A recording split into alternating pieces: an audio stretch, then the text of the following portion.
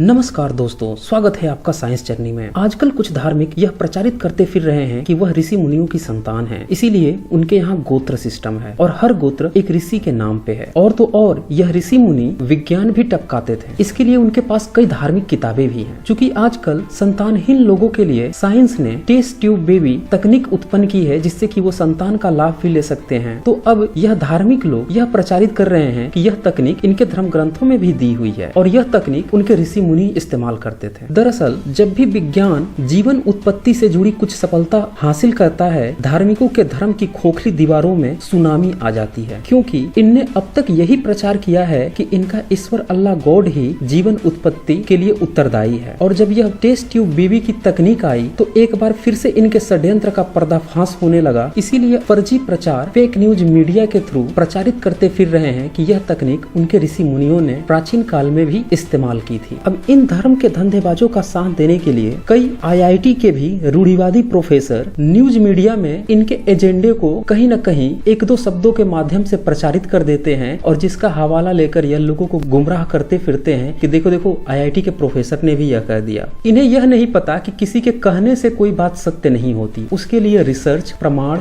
सबूत की जरूरत होती है। सिर्फ मुंह के गप्पे छानने से कोई बात सत्य नहीं होती। तो दोस्तों, इस वीडियो को आप अंतिम तक देखें। इस वीडियो में मैं आप लोगों को शुरुआत में उन कथा कहानियों को रेफरेंस सहित प्रस्तुत करूंगा जिसमें इनने टेस्ट ट्यूब बेबी यानी परखनली से शिशु उत्पन्न करने की बात को प्रचारित किया है कि यह हमारे यहाँ तकनीक थी, जबकि वो पूरी तरह से गलत है। और दूसरे हिस्से में साइंटिफिक तरह से मैं दिखाऊंगा कि विज्ञान में टेस्ट ट्यूब बेबी कैसे होता है और कहाँ पे ये पूरी तरह से गलत है और बुरी तरह से एक्सपोज हो रहे हैं। दरअसल सुरेंद्र कुमार शर्मा जी अज्ञात संस्कृत के एक प्रकांड विद्वान है। उन्होंने ब्राह्मण ग्रंथों की समस्त किताबों का बहुत ही गहन अध्ययन कर एक किताब लिखी, क्या बालू की भीत पर खड़ा है हिंदू धर्म। और उसमें उनने उन समस्त श्लोकों का, मंत्रों का, जो कि वेद, पुराण, रामायण, महाभारत और ब्राह्मण ग्रंथों से लिए गए हैं और जहाँ पे इस तरह की बातें लिखी गई है का कलेक्शन तैयार किया। उन्हीं के रेफरेंस से मैं यहाँ पे प्रस्तुत करने जा रहा हूँ। नंबर 1, घड़े से अगस्त और वशिष्ठ का उत्पन्न होना। ऋग्वेद अर्थात हे वशिष्ठ, तुम मित्र और वरुण के पुत्र हो। हे ब्राह्मण, तुम उर्वशी के मन से उत्पन्न हो। उस समय मित्र और वरुण का वीर्य स्खलन हुआ था। विश्व देवागण ने दिव्य स्तोत्र द्वारा पुष्कर के बीच तुम्हें धारण किया था। यज्ञ में दीक्षित मित्र और वरुण ने स्तुति द्वारा प्रार्थित होकर कुंभ के बीच एक साथ ही रेत यानी कि वीर्य स्खलन किया था। अनंतर मान यानी कि अगस्त उत्पन्न हुए। लोग कहते हैं कि ऋषि वशिष्ठ उसी कुंभ में जन्मे थे। अब जरा देखिए, यहाँ पे उर्वशी को देखा और वीर्यपात हो गया। अब कलश लेके बैठे थे, उसी में डाल दिया इनने और फिर अगस्त और वशिष्ठ भी पैदा हो गए। न टेम्परेचर की आवश्यकता, न किसी भ्रूण की आवश्यकता। एक बात और, ये वही वशिष्ठ ऋषि हैं जो रामायण में भी राम के गुरु थे और विश्वामित्र को अपॉइंटेड किए थे राम की आगे की शिक्षा दीक्षा के लिए। तो क्या वशिष्ठ की आयु इतनी ज्यादा थी, या फिर ये कहें कि रामायण और वेद एक साथ ही बैठ के लिखे जा रहे थे जिससे कि दोनों में इनका नाम आ गया। लेकिन सवाल यहाँ है कि वीर्य स्खलन से ये पैदा हो गए। दूसरा उदाहरण देखें, कार्तिकेय की उत्पत्ति। वाल्मीकि रामायण बालकांड। अर्थात देवताओं के पास प्रतिज्ञा करके अग्नि देवता गंगा के पास आया और बोला, हे देवी, तुम मुझसे गर्भ धारण करो। देवताओं की यह इच्छा है। तब अग्नि ने उसे सींच दिया अर्थात गर्भवती कर दिया। वह उसके तेजोमय गर्भ को धारण करने में कठिनाई अनुभव करने लगी। गंगा ने अग्नि के कथनानुसार उस गर्भ को हिमालय के पास फेंक दिया। उसके फेंकने पर एक तेजस्वी बालक कुमार अर्थात कार्तिकेय पैदा हुआ। अब यहाँ गंगा एक नदी है और अग्नि देवता जाकर उसे कहता है कि देवता बोल रहे हैं कि तुम मुझसे गर्भ धारण कर लो, और तो और वो उसे गर्भवती भी कर देता है। और फिर गंगा उस भ्रूण को उठाकर हिमालय के पास फेंक भी देती है और फिर उससे बच्चा उत्पन्न हो जाता है और उसका नाम कार्तिकेय होता है। ये है इनका परखनली टेस्ट ट्यूब ऋषि मुनियों का। तीसरा उदाहरण, 60,000 पुत्र का उत्पन्न होना। वाल्मीकि रामायण के बालकांड में ही यह बताया गया है कि राम के पूर्वज राजा सगर थे, जिनकी 2 बीबियां थीं। एक का नाम था केसिनी और दूसरे का नाम था सुमति। बालकांड के अध्याय 38 में श्लोक 17 और 18 में अर्थात सुमति ने एक तुम्बे को जन्म दिया, उसे फाड़ कर 60,000 पुत्र निकले। उन्हें धयायों ने घी के घड़ों में डाल दिया। काफी समय बाद वे सब बड़े हो गए। बताइए, सुमति ने एक तुम्बे को जन्म दिया, 60,000 टुकड़े करके 60,000 पुत्र बन गए। ये है परखनली टेस्ट ट्यूब। किसी भी चीज की आवश्यकता नहीं, बस इनने लिख दिया, बोल दिया, हो गया परखनली टेस्ट। इसी श्लोक का ब्रह्मांड पुराण में भी उल्लेख मिलता है। इसमें ये कहते हैं, अर्थात सुमति ने तब एक गर्भ तुम्बे को जन्म दिया। अभी वहाँ और वह ऋषि अकस्मात आ पहुँचा। उसने राजा से कहा, इस तुम्बे को फेंको नहीं, इसमें तुम्हारे 60,000 पुत्रों का एक बीज निहित है। इसे काट कर 60,000 टुकड़े करो, प्रत्येक को घृत के एक घड़े में रखकर ऊपर से ढक दो। समय पूरा होने पर वे उन घड़ों को तोड़कर अपने आप बाहर आ जाएंगे। राजा ने ऐसा ही किया। 1 वर्ष के बाद एक एक घड़े को तोड़कर वे बाहर निकलने शुरू हो गए। बताइए, घी में डाल दिया गर्भ को और वो विकसित हो गए। उन्हें किसी अदर मटेरियल की जरूरत नहीं पड़ी। टेम्परेचर का तो नाम ही नहीं आ रहा है। 5वां उदाहरण देखें, विष्णु पुराण। अर्थात छींकने के समय मनु की नाक से इक्ष्वाकु नामक पुत्र का जन्म हुआ। अब सोचिए, यह मनु जो है ये अपने लाइफ में कितनी बार छींका होगा और कितने पुत्र जन्म दिया होगा। 6वां उदाहरण देखें, गोद में गिरे वीर्य के बच्चे। शिव पुराण ज्ञान संहिता 18। शिव पुराण में आता है कि शिव और पार्वती के विवाह में जब पार्वती ने अभी 4 प्रदक्षिणाएं ही की थी कि ब्रह्मा को पार्वती का अंगूठा दिखाई दे गया। उसे देखते ही वह कामोन्मत्त हो गया और उसका वीर्य स्खलित हो गया। वह वीर्य ब्रह्मा की गोद में गिरा। उसे उसने छिपाना चाहा, लेकिन उससे असंख्य ब्रह्मचारी पैदा हो गए। ये वही ब्रह्मा है जिसे ये सृष्टि का रचयिता बताते हैं। 7वां उदाहरण देखें, यह ब्रह्म वैवर्त पुराण से लिया गया है। इसमें कृष्ण के बारे में बताया गया है, जो महाभारत महाकाव्य का नायक है। अर्थात काम वशीभूत हुए कृष्ण का वीर्य स्खलित हो गया। उन्होंने देव सभा में लज्जावश उसे छिपाते हुए पानी में गिरा दिया। 1000 वर्ष के पश्चात वह डिंब बन गया और उससे महान विराट का जन्म हुआ। अब बताइए, वो कौन से बंदे थे जो 1000 वर्ष तक उस पानी को देख रहे थे जिसमें श्री कृष्ण ने अपना वीर्य गिरा दिया था कि 1000 साल बाद वह डिंब बन के एक बच्चे को जन्म दे दिया। ये है परखनली टेस्ट धार्मिकों का। 8वां उदाहरण देखें, यह देवी भागवत पुराण से लिया गया है। इसमें बताया गया है कि वेद व्यास एक बार बांस की छड़ियों, जिसे कि अरणी कहा जाता है, रगड़ कर आग उत्पन्न कर रहे थे। तभी उनने घृताची नामक अप्सरा को देख लिया और कामोन्मत्त हो गए। इससे उनका वीर्यपात हो गया और वह अरणी यानी कि लकड़ी पे गिर गया और उससे एक जूनियर व्यास की उत्पत्ति हो गई जिसका नाम सुक था। भाई, इन ऋषि मुनियों के वीर्य स्खलन की घटना देखकर ऐसा लग रहा है कि जैसे इन लोगों को कोई बीमारी हो। स्त्री देखी नहीं कि इनका वीर्य स्खलन हो गया। अगर ये आज के डेट में होते तो किसी डॉक्टर से इन लोगों का इलाज भी करवा दिया जाता। अभी कुछ आगे और भी उदाहरण देखिए, सब में यही हाल है। ऐसे लोगों की सोच स्त्रियों के लिए ये थी। आप इसी से समझ सकते हैं कि 19वीं सदी तक भारत की स्त्रियां क्यों अशिक्षित रही थी। 9वां उदाहरण है भारद्वाज ऋषि के उत्पत्ति से। इनकी उत्पत्ति कैसे हुई ये श्रीमद् भागवत पुराण में दिया हुआ है। बड़ी गंभीर घटना है। अब इस श्लोक का अर्थ देखें। अर्थात बृहस्पति गर्भवती भावज से, भावज मतलब भाभी, से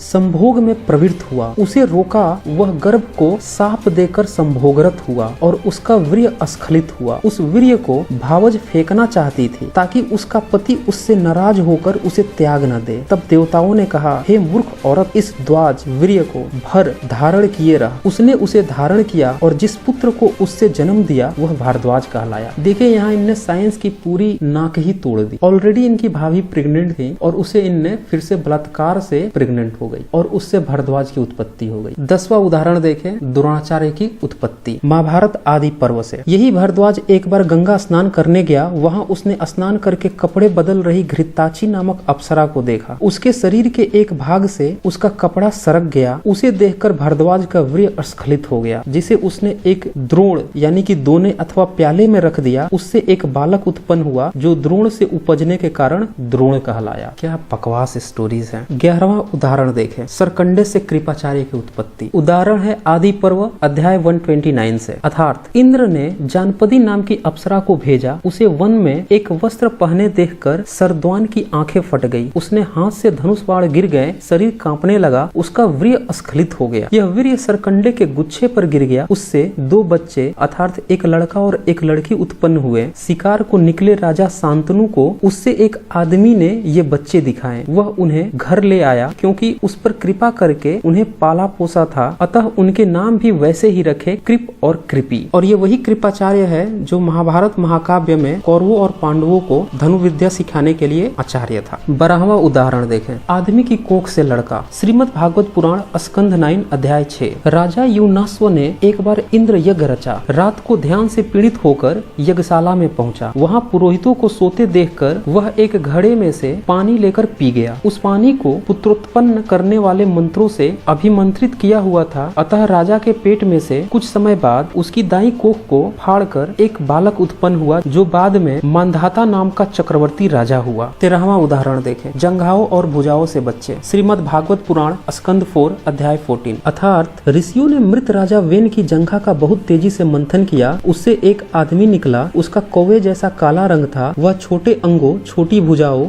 बड़ी टुड्डी, छोटे हाथों, आगे से नीचे नासिका, लाल आंखों और तंबाई केसों वाला था। वह निषाद कहलाया। फिर इसी का अगला अध्याय 15 देखें। अर्थात फिर उस पुत्रहीन राजा के 100 की भुजाओं का विप्रों ने मंथन किया, उनसे एक लड़का और एक लड़की उपजे। उन्हें देखकर ब्रह्मवेता ऋषियों ने कहा, यह लड़का पृथु नाम से विख्यात होगा और महाराजा बनेगा तथा यह लड़की अर्ची नाम से जानी जाएगी। देखिए जांघों से ये लोग पैदा कर रहे हैं। यही है इन लोगों का टेस्ट ट्यूब बेबी। 15वां उदाहरण देखें। गाय से मानव शिशु। पद्म पुराण उत्तराखंड। अर्थात 3 महीने के बाद गाय ने एक सुंदर दिव्य और स्वर्ण की तरह चमक रहे बालक को जन्म दिया। लोग कौतूहलवश कहने लगे, देखो आज आत्मदेव की किस्मत जागी है। उस बच्चे के कान गाय के कानों के समान थे, अतः आत्मदेव ने बालक का नाम गोकर्ण रख दिया। दरअसल घटना यह थी कि आत्मदेव नाम का निसंतान ब्राह्मण था। उसे एक महात्मा ने फल दिया कि जो इस फल को खाएगा उसका गर्भ ठहर सकता है। ब्राह्मण ने वह खुद न खाकर अपनी गाय को खिला दिया था। अब इनके पास पता नहीं ये कौन सी तकनीक थी कि फल खाएगा वहाँ विज्ञान की सारी क्रियाएं ही फेल हो जाएगी। गाय को खिला दिया, मेढक को खिला देता, कुत्ते को, सुअर को, किसी को खिला देता, सबके गर्भ ठहर जाता और सबसे मानव की ही उत्पत्ति होती। तो ये है इनका परख नली बच्चा उत्पन्न करने की तकनीक। 16वां उदाहरण देखें। लोथड़े से 101 बच्चे। महाभारत आदि पर्व अध्याय 114। धृतराष्ट्र की पत्नी गंधारी के पेट में 2 साल तक गर्भ ठहरा रहा, जबकि उधर कुंती ने एक सुंदर पुत्र को जन्म दिया। उससे खिन्न होकर उसने अपने गर्भ को एक दिन बहुत पीटा, जिससे उसका गर्भपात हो गया। उस गिरे हुए मांस के लोथड़े को उठाकर वह बाहर फेंकना चाहती थी, तभी वहां व्यास ने उपस्थित होकर कहा, इसके 100 टुकड़े करके इन्हें घृतपूर्ण घड़ों में जल्दी से रख दो। उससे अंगूठे की पोर के परिमाप के 101 टुकड़े करके उन्हें घृत खंभों में सुरक्षित रख दिया। 3 महीने में उन घड़ों से 100 पुत्र और एक लड़की उत्पन्न हुई। यहाँ भी टेम्परेचर नेग्लेक्ट है। घी से भरे हुए घड़े में रख दिया और 3 महीने बाद बच्चे उत्पन्न हो गए। ये है परख नली टेस्ट। लैब करके दिखाते ना ये गर्भपात को कैसे ये घी में रख के 100 टुकड़े करके और बच्चे पैदा कर रहे हैं बिना किसी अन्य पैरामीटर और किसी अन्य रिक्वायरमेंट के। 17वां उदाहरण देखें। आग से 2 बच्चे। महाभारत आदि पर्व। अर्थात याज ने इस प्रकार कहकर पदार्थ को, हवन सामग्री को जल रहे हवन कुंड में भेज दिया। उसमें से एक लड़का निकला जो देवताओं के समान था। उसने द्रौपदी नामक एक लड़की भी निकली जो बहुत सुंदर अंगों वाली थी। वह लड़का धृष्टद्युम्न कहलाया, जो महाभारत युद्ध में पांडवों का सेनापति बना। मतलब हवन कुंड में इन्हें फेंक दिया और उसी में से बच्चे डायरेक्ट निकल गए। ये है परख नली टेस्ट धार्मिकों का। 18वां उदाहरण देखें। मछली के पेट से मानव। महाभारत में राजा उपरिचर की कथा आती है, जिसमें कहा गया है कि उक्त राजा का एक बार जंगल में वीर्यपात हो गया। उसने उसे उठाकर पत्ते पर रखा और उसे बाज के हाथ अपनी पत्नी के पास उसे धारण करने के लिए भेज दिया। जब वह पंछी उसे ले जा रहा था तब तक दूसरा बाज झपट पड़ा, जिससे वह वीर्य नीचे नदी में गिर गया और उसे मछली बनी हुई एक अप्सरा निगल गई। 10 महीनों बाद वह मछली पकड़ी गई। उसके पेट में मछेरों को एक लड़का और एक लड़की मिले। राजा उपरिचर ने लड़के का नाम मत्स्य रखा और उसे अपना लिया, जबकि लड़की मछेरों को सौंप दी, जो बाद में सत्यवती नाम से प्रसिद्ध हुई और पराशर के पुत्र व्यास की माँ बनी। देखा, बस लिखना था। वीर्यपात हुआ,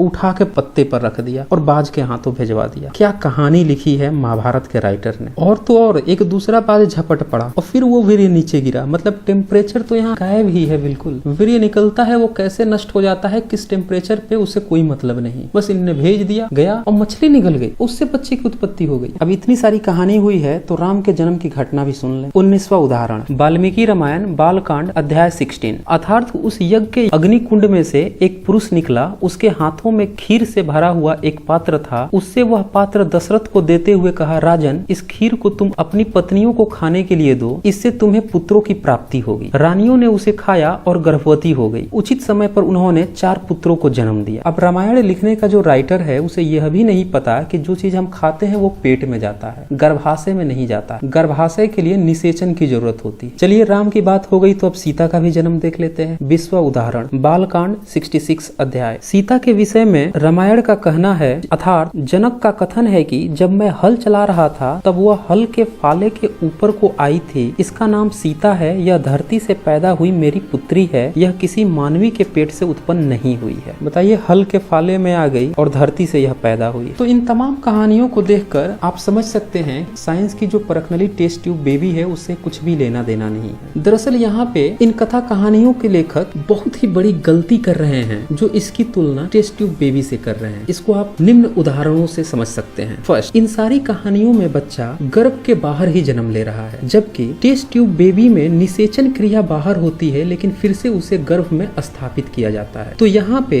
यह पूरी तरह से एक्सपोज हो जाते हैं जो लोग भी यह कह रहे हैं कि इन कहानियों में टेस्ट ट्यूब ट्यूब बेबी की जो साइंटिफिक टेक्निक है यह इस्तेमाल की गई थी। सेकंड पॉइंट, इन कहानियों के लेखकों को शारीरिक विज्ञान का तनिक भी ज्ञान नहीं है और इस पर ये कहते हैं कि वेद से चिकित्सा विज्ञान निकला है, यह कितनी हास्यप्रद हो जाती है। जरा सोचिए, इन लोगों को गर्भाशय और पेट में अंतर भी नहीं पता है। बच्चा गर्भाशय में विकसित होता है जबकि ये मुंह से कुछ खिला रहे हैं, खीर फल, और उससे बच्चा पैदा हो जा रहा है। तो निषेचन क्रिया के बाद जो भ्रूण बनता है वो गर्भाशय में विकसित होता है। तो यहाँ पे ये बुरी तरह से एक्सपोज हो जाते हैं कि ये मुंह से कुछ खाने से प्रेग्नेंट हो रहे हैं। थर्ड पॉइंट, वीर्य को ये कथा कहानी में इस तरह से प्रस्तुत कर रहे हैं जैसे उसका तापमान और अन्य इन्वायरमेंटल कंडीशन से कुछ भी लेना देना नहीं है, बल्कि ये इस तरह से बोल रहे हैं कि वीर्यपात हुआ, गिरा, उठा लिया, कहीं रख दिया, कहीं भेज दिया। इससे पता चलता है कि इन लेखकों को वीर्य की कैरेक्टरिस्टिक के बारे में तनिक भी जानकारी नहीं है कि यह जैसे ही इन्वायरमेंटल कंडीशन में आता है यह कितने टेम्परेचर पे, कितने इन्वायरमेंटल कंडीशन पे सुरक्षित रहता है, अन्यथा नष्ट हो जाता है। तो यहाँ पे भी यह पूरी तरह से एक्सपोज हो रहे हैं कि यह घटनाएं परखनली टेस्ट ट्यूब बेबी की तरह थी, वो पूरी तरह से फर्जी निकलती है। फोर्थ, इस कहानी के लेखकों को भ्रूण की प्रकृति के बारे में भी तनिक जानकारी नहीं है। टेस्ट ट्यूब बेबी के लिए भ्रूण को सुरक्षित रखा जाता है और इसके लिए नाइट्रोजन की जरूरत होती है और नाइट्रोजन 270 डिग्री सेंटीग्रेड पर लिक्विफाइड होता है। इतनी टेम्परेचर की रिक्वायरमेंट में भ्रूण को 2 साल तक सुरक्षित रखा जा सकता है, परंतु इन कहानियों में भ्रूण को 100 टुकड़े, 60,000 टुकड़े करके घृत कुंभों में रखा जाना चित्रित किया गया है और उन घड़ों में 3 महीने के अंदर बच्चे जन्माते दिखाए गए हैं। इससे पता चल रहा है कि इन कथा कहानियों के लेखकों को भ्रूण संबंधी ज्ञान की बिल्कुल भी जानकारी नहीं है और यहाँ भी टेम्परेचर को ये बिल्कुल नेग्लेक्ट कर रहे हैं। एक जगह भी यह इस बात का मेंशन नहीं है कि कितने टेम्परेचर पे उसे रखते थे और बताएंगे भी कैसे। इन्हें तो टेम्परेचर के यूनिट भी नहीं पता थी, तो स्केल मापते कैसे। सब कहानियां जिनमें आग की लपटों से बच्चे जन्मते हैं, गाय और घोड़े मानव शिशुओं को जन्म देते हैं, नाक, जंघा व भुजाओं में से बच्चे निकलते हैं, इस तरह की जो बातें चल रही हैं, इससे साफ साफ पता चलता है कि परख नली शिशु के प्रमाण स्वरूप पेश करना न सिर्फ अज्ञानता का ढिढोरा पीटना है, बल्कि बेतुकापन, बेहुद्दापन, पागलपन और बेसिक पैर की हाँकना भी है। अब जब टेस्ट ट्यूब बेबी की इतनी सारी बातें हुई हैं, तो आइए ये भी देख लेते हैं कि साइंस में टेस्ट ट्यूब बेबी कैसे होता है। दरअसल इसे in vitro fertilisation and embryo transfer कहते हैं, जिसका अर्थ होता है परख नली में उपजाऊपन और गर्भ का स्थानांतरण। इस प्रक्रिया में स्त्री के डिंबाशय में हार्मोनों द्वारा डिंब को परिपक्व किया जाता है, तब उसे वहां से निकाला जाता है। डिंबाशय से डिंब को निकालने के लिए अब अल्ट्रासाउंड तरंगों का उपयोग किया जाने लगा है। जब तरंगे महिला के गर्भ में छोड़ी जाती हैं, तो डिंबाशय के डिंब अल्ट्रासाउंड यंत्र के पर्दे पर उभरने लगते हैं। इन डिंबों को